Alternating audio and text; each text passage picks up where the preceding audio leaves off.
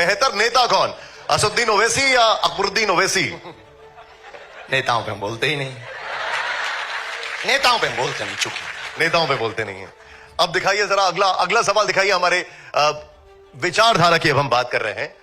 बेहतर विचारधारा क्या है, बाबा साहब भीमराव अंबेडकर या विनायक दामोदर सावरकर जी? दोनों ही, दोनों हमारे लिए बहुत प्रिय हैं। एक ने देश के संविधान का निर्माण किया, इस देश को गति दी, इस देश को एक बांध दिया, इस देश को एक नई ऊर्जा दी, और आपने इस देश के लिए बहुत कुछ किया। जो कार्य आपने लिख के किया वो कार्य आपने जमीन पर उतार करके किया। जोरदार तालियां हो जाए जरा, जोरदार तालियां। बड़ी बेबाकी से जवाब दे रहे हैं। आइए जरा अब ध्यान से देखिएगा, हमारे जितने भी दर्शक हैं यहां पर। अगला सवाल देखिए, प्ले करिए जरा। बेहतर पहल क्या है, भारत जोड़ो यात्रा या सनातन एकता यात्रा? अगर हम अपनी बात बोलेंगे तो अपना मठा कौन पतला बोलता है। तो दोनों अपनी अपनी जगह ठीक है। ये राजनीतिक दृष्टि से है, ये देश की भौगोलिक दृष्टि से है। निर्णय जनता को करना होगा। आपको वैसे भारत जोड़ो यात्रा अच्छी लगी थी? हमें कोई भी चीज बुरी लगती भी नहीं है। आपको न्योता मिला था शामिल होने का? नहीं, हमको मिला नहीं है। मिलता तो हम आपको जरूर बताते। मिलता तो जाते आप उसमें? हमें दिक्कत भी नहीं, अगर समय होता तो हम चले भी जाते। भारत कोई जोड़े तो क्या दिक्कत है? क्या बात, हमको क्या दिक्कत है? क्या बात। अगला सवाल जो है वो शायद आपके मन का सवाल है, तो पहले जोरदार तालियां बजाइए। और अब जरा प्ले करिएगा अगला सवाल। बेहतर कथावाचक कौन, पंडित धीरेन्द्र शास्त्री या जय किशोरी जी? दोनों भी अपनी अपनी जगह ठीक है। आपको पसंद कौन सा है? ठीक है, अपनी अपनी जगह ठीक है। ठीक है, जरा अगला सवाल दिखाइए जरा। अच्छा, ये सब पहले से ही फीड कर लिए हैं। बेहतर विचारक कौन, शंकराचार्य, अभिमुक्तेश्वर? शिष्य के लिए तो गुरु ही महान होता है। क्या बात। और वास्तविकता में हमारे लिए नहीं, इस देश की धरोहर अपनी अपनी जगह सभी महापुरुष हैं। चारों शंकराचार्यों का अपना एक लेवल है, उनका एक कद है, उनका एक औरा है। आदि जगत गुरु शंकराचार्य की चल रही परंपरा है। लेकिन इस देश ने एक सबसे बड़े, एक ऐसे आचार्य को पाया, एक ऐसे जगत गुरु को पाया जिन्होंने बिना नेत्रों के भी इतना कुछ देख लिया कि आंख वालों को भी टेंशन में डाल दिया।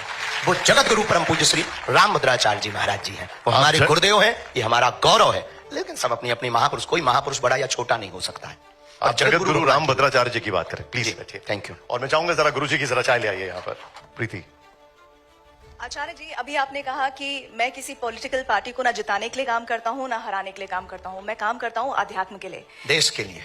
आध्यात्म की राह, आपने कहा कि आपकी पार्टी आध्यात्म के लिए काम करती है, देश के लिए। लेकिन बहुत सारे राजनीतिक पंडित हैं जो ये मानते हैं कि आप हिंदुओं को जोड़ने के नाम पर बीजेपी को फायदा पहुंचाते हैं, क्योंकि बीजेपी, अगर हिंदू जुड़ जाएगा तो बीजेपी के सामने जो दूसरे विरोधी पार्टी हैं, जिसमें MY समीकरण की वो बात करते हैं, PDA की बात करते हैं, वो समीकरण ही ध्वस्त हो जाएंगे। क्या बाकी पार्टियों में हिंदू नहीं है? नहीं, बिल्कुल है, लेकिन अगर समीकरण की बात करें, या जुड़ने का कोई मतलब नहीं है। नहीं, लेकिन एक बात तो ये सोचिए ना, जब हिंदू जुड़ जाएगा तो पूरी तरह से वो इंक्लाइन हो जाएगा बीजेपी के लिए, ऐसा राजनीतिक पंडित मानते हैं। राजनीतिक पंडित तो कुछ भी मानते हैं, मौसम का अनुमान है, वो तो चलता रहता है। पर हम एक प्रार्थना आपसे बहुत निवेदन करें कि हिंदुओं के जुड़ने से किस पार्टी को फायदा होगा या किसको घाटा होगा, हम ये नहीं कह सकते। हम ये कह सकते हैं बहुत दावे के साथ में कि इस देश में सभी पार्टियों में लगभग हिंदू हैं, और वो सभी पार्टियों के लोग अपनी अपनी पार्टी के प्रति कट्टर हैं। तो हम यही कहेंगे, हमारी अपनी विचारधारा है। अब हमसे किसी और की विचारधारा मिले या कोई ऐसा बनाए, आप भी ऐसी एक पार्टी बना सकती हैं, आपको फायदा हो जाएगा। हम किसी को नुकसान के लिए या फायदे के लिए कर ही नहीं रहे। ये हमारे यहां ऑप्शन ही खत्म। हम सिर्फ और सिर्फ इस देश में हिंदुओं पर हो रहे अत्याचार के लिए उन्हें जगा रहे, सोए हुए हिंदुओं को जगा रहे, घटती हुई हिंदू आबादी को जगा रहे, उन हिंदुओं को जगा रहे जो सेकुलरिज्म के नाम पर बट गए, उन हिंदुओं को जगा रहे जो भाषावाद के नाम पर बट गए, उन हिंदुओं को जगा रहे जो क्षेत्रवाद के नाम पर बट गए, उन हिंदुओं को जगा रहे। इस देश में हिंदू है कहां? या तो ब्राह्मण है, या क्षत्रिय है, या वैश्य है, या गुर्जर है, या जाट है, या बर्मा है, या शर्मा है। अगर हिंदू होता तो भारत हिंदू राष्ट्र नहीं होता। अगर हिंदू होता तो भारत में हिंदुओं पर कोई उंगली उठाता। अगर हिंदू होता तो क्या श्रद्धा के 35 टुकड़े होते? हिंदू होता तो क्या कन्हैयालाल दर्जी का मर्डर राजस्थान में होता? हिंदू होता तो क्या पाल घर में संत मारे जाते? हिंदू होता तो हिंदुओं की आस्था का प्रतीक रामायण को जलाया जाता? अगर हिंदू होता तो हिंदुओं के रहते हिंदुओं की पार्टियां हैं इस देश में, गाय माता काटी जाती, बूचड़ खाने जलते। हिंदू होता तो क्या बांग्लादेशी हिंदुओं का दर्द नहीं दिखाई देता? क्या उन्हें वापस नहीं बुला लेता? आज इजराइल क्यों लड़ रहा है? क्योंकि वो अपनी कम्युनिटी को बचाना चाहता है, क्योंकि वो यहूदियों को बचाना चाहता है। और वो 8-8 लाख यहूदियों को एयरोप्लेन से ला करके अपने देश में सुरक्षित रखता है। क्या इस देश में रहने वाली हिंदू बांग्लादेशी हिंदुओं को नहीं स्वीकार कर सकता? हिंदू है कहां? हमें तो आप पर भी आता है तरस के आप हो भी कि नहीं।